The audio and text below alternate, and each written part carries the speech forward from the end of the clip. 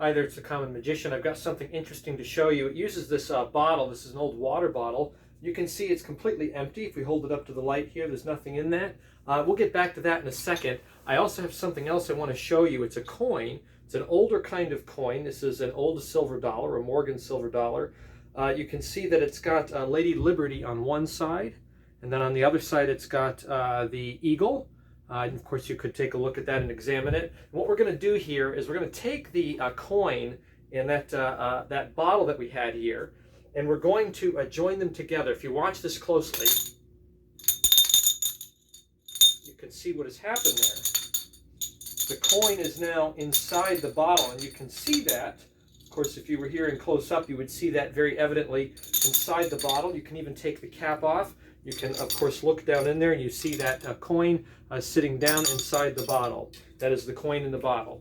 So this is just a short little tutorial I haven't uploaded in a while. And of course, this fools nobody. Most of you, if you're watching my channel, you already know the coin in the bottle. You know what's involved in that. What I wanted to show you is a handling that I do because I'm a chicken.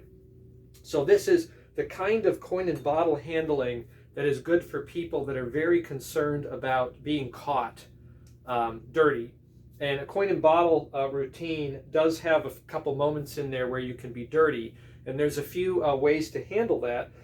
Some people have tried to resolve those issues by doing the performance a little bit differently. There are variations where the coin is magically passed through the opening, which is apparently too small. And that requires cover of the hand or cover of a handkerchief or something like that. And of course, in this routine, if you're going to do it in such a way where they're going to examine the coin, you have to have another coin. So you have one good coin, and then you have one, of course, gimmicked folding coin in order to do that. So the hang up for me was always that if I had the coin open and I had the bottle and I did my switch, or I had my other coin in play, to switch at the moment that I put the coin in, you're left kind of in the open there, dirty, with a coin holding out in the hand when the coin appears in the bottle. And then the issue there is to ditch this coin as the spectator's attention moves to the bottle.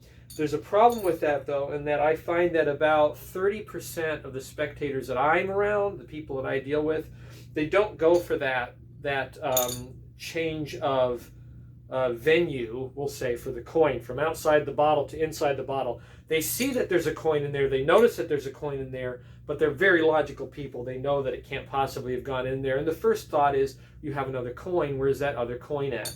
So my feeling with the spectators that I deal with is that I want it to be in a no coin vanish situation. We've talked about this before, but that is a sort of scenario where if you were doing a coin vanish, where a coin would be apparently there while it is being ditched, and then it is vanished. So it is the mimicking of holding something that looks legitimate and fair while the coin is being ditched before the effect, rather than ditching the coin after or at the moment of the effect, by being one ahead, by getting the ditching out of the way. So over the summer, I was at a sort of, I don't know, a sort of a foo-foo-y kind of cupcake and sandwich joint in Littleton, New Hampshire.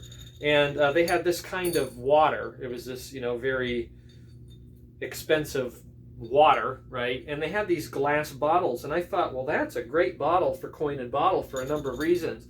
It is it's hard to see on the video, but it is transparent enough, particularly if it's put in front of light, that you can see very well through it. But it's opaque enough, translucent enough, and it's glossy. It doesn't have a matte finish. You can see with definition through it, but it's dark enough that it can sit there and you can't see into it unless there's light. It is dark enough, particularly up here around the neck. And as soon as I thought, it also has a nice taper, which if you're using a folding coin, you know how useful that can be. I saw this thing and I thought, boy, that's great for a coin and bottle routine for someone like me that is a little nervous about the presentation. So what I did is I took this home and I cleaned it out and dried it out really well. And then I came up with this routine that I ended up doing through the weekend while I was up there in New England visiting with family, using this bottle and doing this kind of presentation. And it flew right over everybody. They loved it. And many of them saw it multiple times, and of course never figured out what was going on. But this is what I came up with. Based on a sort of a Michael Lamar approach where he uses a cork as a holdout, I decided to just have the coin in the bottle already. So the coin is actually in there from the start, and it's fairly easy to set up. You just kind of jog it down, and you can see that it's actually sitting in the neck. It's very hard to see, even with the light, because the glass at the very tip of the neck, at the mouth, is quite thick. If I have a band on there that's tight enough, and this is a Morgan silver dollar coin, so it's a double fold. It folds on two sides. If I have a band on there that is tight enough, I found that this can actually sit upright on a table, actually, to start. And in the open, nobody can see that there's a coin sitting in the neck. It just is impossible to see it. Even if there was light shining through it, it's not a very easy to notice thing, whereas the rest of the bottle looks obviously empty. What I would do is I would use it more in a walk-around kind of scenario where I just stick this bottle kind of sitting out of a pocket, my back pocket, and then I would have my coin that I was going to use sitting in my real coin sitting in my front right pocket.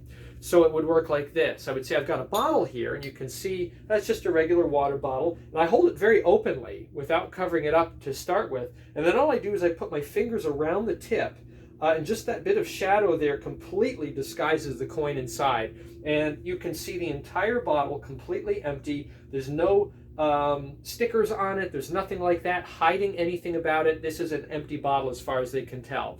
And because I'm walk around and not necessarily right near a table, I would take this and put it in my back pocket for later, just kind of sitting out neck down, which of course keeps the coin secure. Then I would take out my coin, and I would show the coin first on the left and say there is the Lady Liberty right there. And then on this side over here, we have the eagle. And what this does is it sets me up for a classic palm retention. So I just turn my hand over as if to put it back. I keep my hand open, subtlety, kind of demonstrating openness and fairness. And I might even bob my hand a little bit as if to indicate that there's something in it, while I reach around and deposit my palmed coin into my right back pocket and reach across to grab the bottle. Then I bring the bottle out, and I'm in position right here. To the spectator, I have a coin openly sitting in my hand, and I have an empty bottle, which they just saw. And I can do my, of course, penetration, and I'm free and clear at this moment. I just tap it on there, the coin comes out, and then it's in there.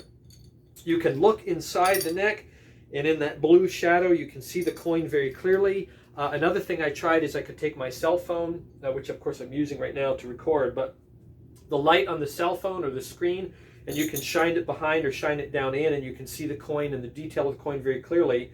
However, one issue that people have with folding coins is the lines that are at the folds. Sometimes those are better than others, depends on what brand you get and how well it was made. This coin is fairly decent, but there are some lines there that are visible, and this bottle just completely covers that up. The fact that you have that blue glass there means you really just can't catch any of that. There's enough shadow on the coin. It just looks impossible. It's so good that I can really pass this back to the spectator, and they're left with an impossible kind of situation that they just can't make heads or tails of, no pun intended.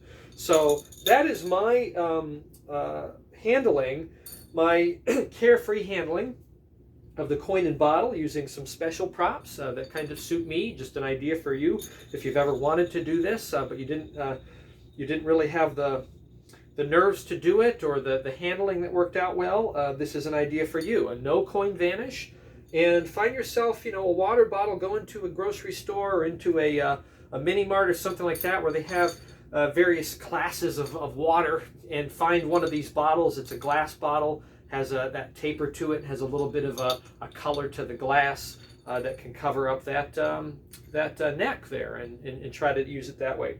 I had one person, when I did this over the summer, that said, if you got it in there, of course you can get it out, right? And that's a challenge.